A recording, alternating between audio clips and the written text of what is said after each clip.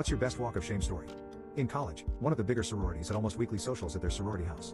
These socials were just formal spring and summer parties. These girls were wild. Their brother fraternity, who was always there, was just as wild. To say that these parties were fun would be a deep understatement. My roommate at the time was dating the vice president of the sorority, so he went to these socials every weekend, and by proxy, I was always invited. I was single at the time, so I was always game to party with these girls.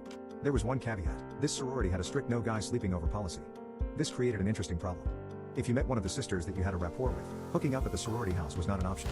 Furthermore, pledges were not allowed to sleep anywhere else but the sorority house, thus making it impossible to hook up with a freshman or new pledge. The sorority's president, we are going to call her B, had achieved legendary beach status. If rumors were to be believed, she would crucify and steal all of the future children of any pledge that broke the rules. It was known, especially among the fraternities, that B was not to be effed with. She could put a man in his place with so much as a stare. Despite this, she was very attractive. Tall, former volleyball player, pale-skinned brunette.